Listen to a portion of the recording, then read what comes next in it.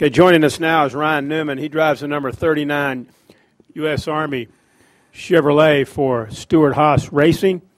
And Ryan, talk about 3 races to go in the 2011 season. It's been a good year for you. Talk about what you want to do here this weekend at Texas Motor Speedway. Our last 3 races, we need to kind of pick up the puzzle pieces of the puzzle that we dropped in the first 7 of the chase. And I said going into it that I felt like we had a championship contending team, and I think we did for the first couple of races. But it kind of spiraled out of control, and I think from our standpoint, just need to finish on a good note, build for 2012, and take every opportunity we have at getting the car in victory lane. So I guess regain focus and piece it back together. And good news announced earlier this week about 2012 with the sponsorship of Quicken Loans. Maybe just talk about that briefly. I think that just shows the strength of your all's racing organization and to be able to acquire a sponsor like that. Yeah, it was a big day for us, and to have Quicken Loans on the car in 2012 for 9 races, and to be a part of Stewart-Haas and their first venture in NASCAR racing in the Sprint Cup Series. It's an honor for me to represent them. They are the nation's largest online mortgage group out there, and we'll do our best to get them in victory lane, obviously. But just proud to represent a new sponsor in this sport, which is obviously in a tough economic time. So really proud of the people at SHR to put it all together, and Tony Stewart and everybody else. Okay, let's take questions now for Ryan. If you have one, raise your hand, and we'll get a microphone to you. Questions for Ryan Newman? Anyone? Marty, and then Bruce. Marty Smith, ESPN. What did you think about the boss man getting all fired up in victory lane and throwing the gauntlet down last weekend to Edwards? It's not unlike him. Usually he's all excited about getting a new clock or something like that, but I think he was really gung ho about giving a good speech afterwards. So I was proud of him for that. He made a point, and he's shown that in this chase, winning 3 out of 7, he's a force to be reckoned with. So these next 3 are going to be interesting for all of us. But I think, from my perspective, if you look at it, I don't know the last time in any championship or chase format that we've had 4 teams from 4 organizations have a shot in the last 3 races to go for a championship. So it's exciting. Bruce Martin, SI.com. Ryan, you're known for being, your engineering background and all that. How much different next week should we expect the Phoenix race to be since they've changed the track? How much difference is it going to be for you and the type of race that we'll see? From what I experienced in the test, the performance of the race and the function of the race is going to be all a derivative of how wide the racetrack gets. It took us the better part of 2 days to get it just from sliding around just a little bit, and I spun the car out and tapped the wall a little bit down in 3 and 4 just because I got up into the dust. Basically, it's like whatever chemical or physical reaction there is between the tires and the racetrack, it turns into a dust. And we moved it up, and I know they took some school cars out there and trying to do everything they can, but having the cars, the trucks, and everybody else out there is going to help. And I think the racetrack will be its best when the checkered flag falls, on the Cup race. So the racing itself, I think will be good. The track, I don't think is a huge difference. After the first test when it was 110 degrees out there and all the grumblings that went around in the middle of the summer, that was, I was pleasantly surprised at, how good it drove out there. Other questions, Lewis? Lewis Frank Reuters. Earlier today, Mark Martin announced 2 more years of racing with a possible 3rd. So at the end of this contract, he'll be closer to 60 than 50. I was wondering, does that inspire you to race into your 50s? No, it inspires me that I might be able to and can, but my intentions of my career are not to pattern him off Mark Martin and his from a longevity standpoint. Other questions? They want you to take that the wrong way because Mark's been very successful. Go ahead, Mike. Yeah, Mike Muller, Mike Mulliner doesn't know. Couldn't get you going last week on Talladega, so I'll try something else. Just ask me from an engineering standpoint what I think. Okay, from an engineering standpoint, this is a numbers thing. I'm sure you took mathematics Okay. in college. You're a college graduate, right? You know mathematics. I started in elementary school, but it continued through college. Calculus too? Yeah. When did you first take calculus? Differential equations? Yeah, that was junior year in So high you're school, right. yeah. Now, you know the stuff. You know the answer to the question I'm going to ask.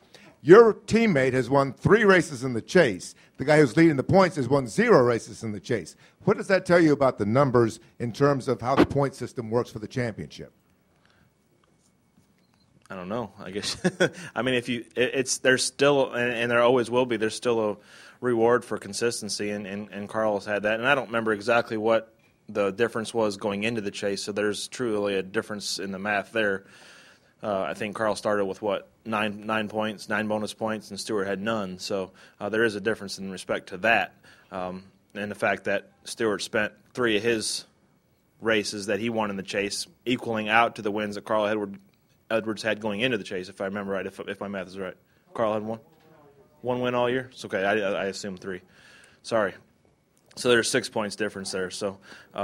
My point is the consistency is a big part of what we do, as well as the wins. And the wins, those bonus points are nice, but they're not a necessity to be a consistent Cup championship contender. Is that right? I don't know if that's right. I think it all depends on. In the end, when you got the trophy in your house, it was right enough. But from the fans' perspective, from the media's perspective, is it right? I say it's 50-50. I mean, you could argue it till you're blue in the face. Other questions? Go ahead, sir. Rick Lukenheimer, frontstretch.com. You going back to talking about Phoenix, how do you feel? You're talking about the dust on the tires. Do you feel that Goodyear maybe needs to develop a new compound? No. It's not. It's not that. It's a.